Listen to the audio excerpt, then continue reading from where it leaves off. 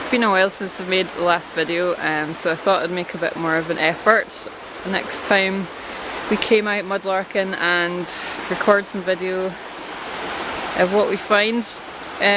We've been out quite a few times over the last 6 months. I'll do a little roundup video to show you all the things that we've found. It's quite exciting. We've got some really good stuff.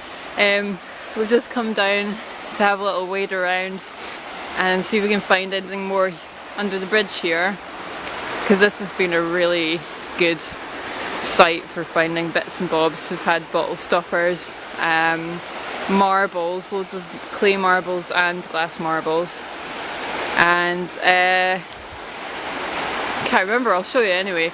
But we just came down onto the beach and right away I found something.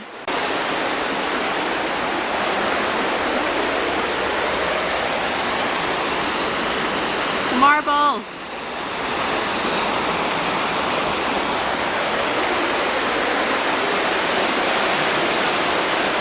It's a cat's eye. A blue one.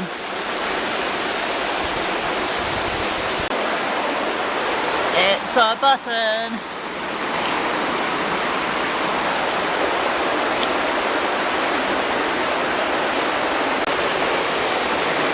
I think this is the bottom of a cod bottle because it's kind of rounded and it's got some writing on it.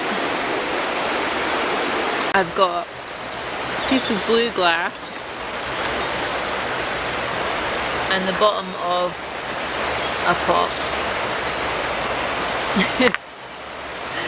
That's also for, and a marble. Guess what? Another button.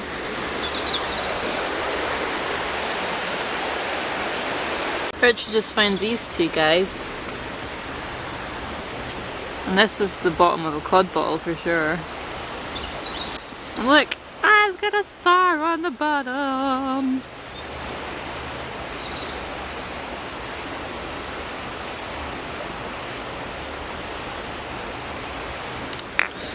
And this one from a ginger beer, maybe. Berries, maybe.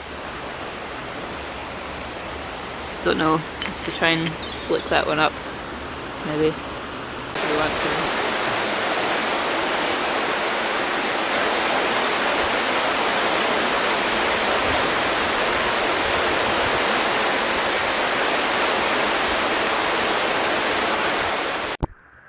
Surprise, surprise! It's another button. Oops. Hooray!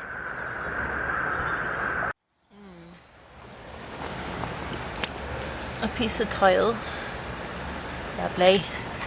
And something's jar thing. And a clay marble. Hooray. Found another button, but it's brown. Ah.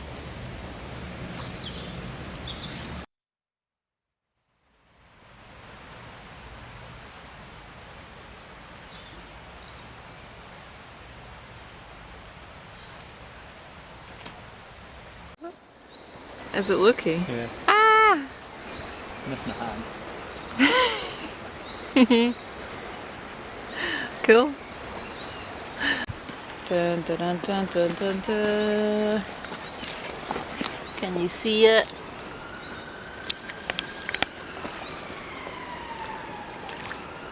No marble. To sample. I'm not sounding old. It was an exclamation of excitement. Richard's found another one. Well done. You just keep finding them. Can you see it yet?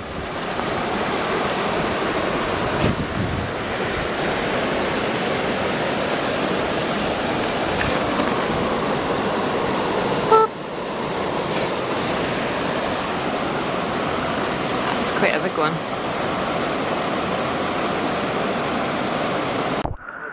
spotted something here. I think it's just a 2p or something. It's wedged. Oh, is that a pound? It's an old pound coin, I think. Oh look, yeah. A wee coin. Oh, it's so bright.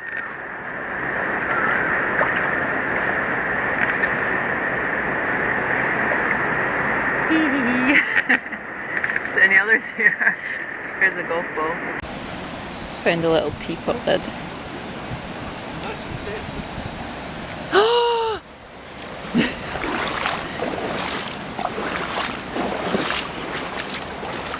Oh my god. Oh my Ganesha. Turn it around. Oh, he's just got an arm, some hands missing.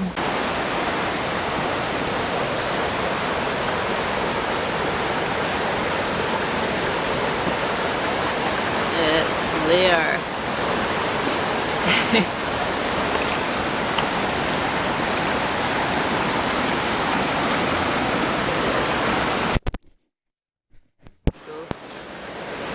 Just waiting for us to come and get it. And I got a little piece of wood. Jar over here. Oh yeah, a stoneware thing. Very nice. Oh, shiny petty. I just turned the camera off and then I thought this was a fake stone marble, stone masquerading as marble. But it's another one. They're just everywhere. We're just tripping over them. There's probably some more in here somewhere. I will find you. You can see how some of the stones just look like they're marbles, but they are not. Every time, put the camera away.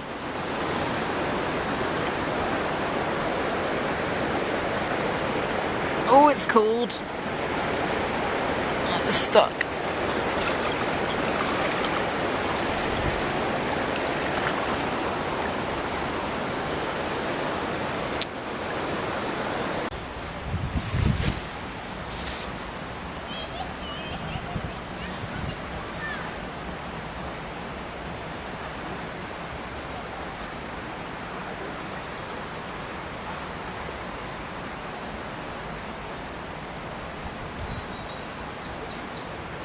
Oh, it's one of the things we've not found yet, but we found one now.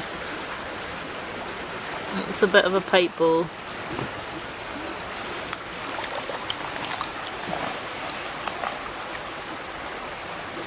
Oh, it says something on it.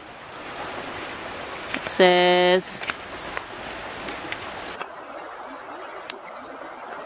what does it say? Gart. Something pipe. And Richard's just found this bottle which says Helensburgh and Cymru and Co, but it's broken. It's very rounded. Just to show you, here's another one. Coming. Just have to fight my way through the undergrowth. Right, where are we? Yeah. Oh!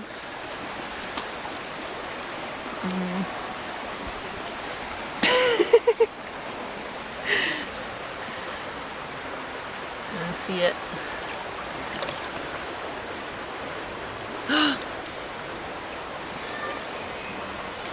Oh, it's got a guy on it. Don't have anything on it now. No. Can't see. No, I don't know what's on it. Richard's just come back with 2 marbles. Wow. And a red one. Orangey terracotta coloured one, which I've not had before, which is exciting.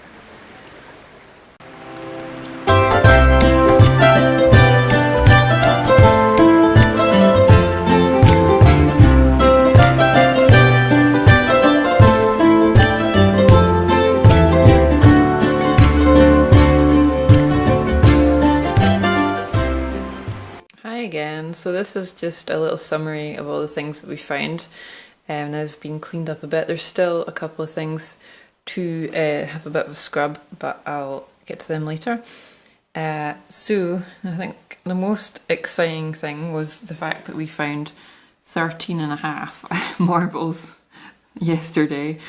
I don't think we've ever found that many in one go. So we've got one glass one. This is probably the most exciting one. It's like a terracotta clay. I think it's just a clay one. I don't think it's made out of terracotta, but I could be wrong. Yeah, so that was exciting. And yeah, so just different sizes. Most of them are quite big. And half. And obviously I found buttons. Seem to find buttons every single time we go out. Really, really common. A couple of them are glass ones, and this is wood, or it might be bone actually. Yep, so pretty common. Really, well, I'll say really old. It's a 1985 pound coin, no longer in circulation. This little piece of milky blue, sky blue, sort of turquoise glass. So that's probably of a ornament or a vase or a cup or something. I couldn't say when it's from. It could be, I don't know, like 70s or something, or it's probably not older than that, though. I've had a look at some of the Victorian style vases, and the pattern doesn't quite match up to them, so who knows. Then we've got a couple of plastic toy figures. So that's Loki from the Marvel movies, but this is the comic version. So he's missing his hand, and he would have had his scepter there, and obviously a horn. And he's a bit bedraggled. And this is the genie from Aladdin. His head. And then Richard found this, which I didn't get on the main video. It's a stone linga, which is a Hindu, it's an abstract representation of Shiva, the Hindu god. So this is just like a little portable version. It's weird because this bit came off when we were soaking it, but it's been glued on, I think. So I don't know if maybe if it was assembled that way, or it's just come off and whoever's had it before glued it back on. And it's ended up in the river. So that's quite interesting. And then got our clay pipes. So pretty, a couple of boring ones. You always find these plain ones. They're quite sort of crudely handmade ones. They don't have any markings on them, so they're just kind of everywhere. And this one as well, so it's just a little fragment of one. But this one, even though it's broken, this has Garibaldi pipe stamped on it. So a tiny little bit of history about Garibaldi.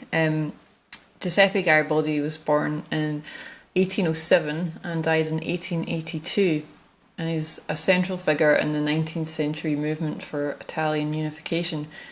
And he became an international figure synonymous with promoting national independence and republican ideals. He successfully led military campaigns in both Latin America and Europe, and became known as the hero of two worlds. His efforts in Italy played a very significant role in leading to Italian unification, and he was quite popular in Britain for some reason in the Victorian era.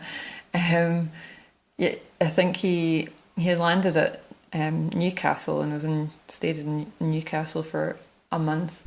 Yeah, so he had this sort of cult following, and people made sort of various trinkets depicting him, and were commercially available. So probably stuff like this pipe and figurines, and he was on plates and cups, tankards, and his names was adopted by pubs and taverns all over the country. Yeah, so it's probably just a little commemorative pipe from the Victorian era. That's just quite interesting. The last thing is this stoneware inkwell. I think it's an inkwell. It seems quite big, but you would have used a lot of ink back in the day in the Victorian era. So there's loads of these kicking about, all different sizes. I've got some from previous trips to the river. This one I found in the Kelvin as well, just further upstream. And some of them, they're made by children, and some of them do have little fingerprints. There is one on here somewhere, but you can only see it in a certain light. So there are all sorts of sizes and colours and glazes, salt glaze on this one. And I don't know if that's the same. It does have a glaze on it. It's really heavy though, so that's probably why it's survived so well being tumbled around in the river.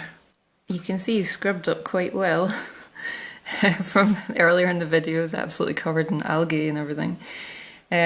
So yeah, this is the second Hindu idol that we've found in the river, and this is Ganesha.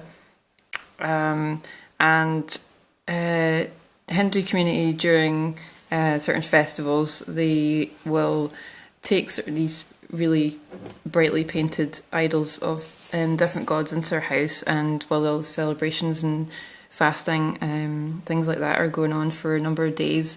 And then I think there's a certain number of days that you can have them in the house, and then you traditionally take them down to the Ganges. So presumably people have found these in the River Thames, and obviously we found these in the Kelvin as a substitute for the Ganges River. And you submerge the idols in the water, and that's kind of like a rebirth thing. So yeah, that's why he was in the river. And unfortunately he's got a broken elbow and shoulder, so he's very heavy. He's completely filled full of whatever, gravel or something. Yeah, so that's Ganesh.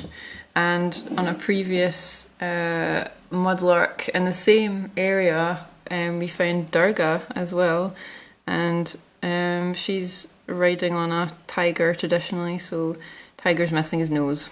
But yeah, he's really, really brightly coloured.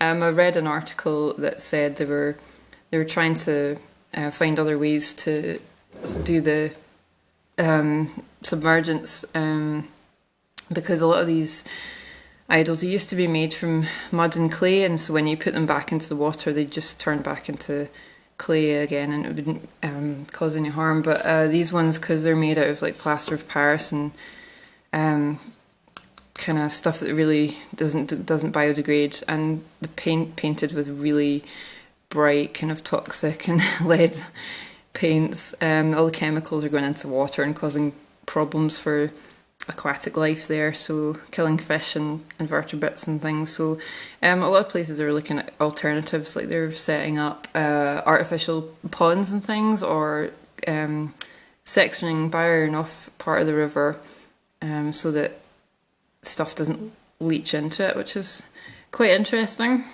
So that's these guys. And that's it for this episode, so we'll see you the next time that we go out and mudlark again. Bye!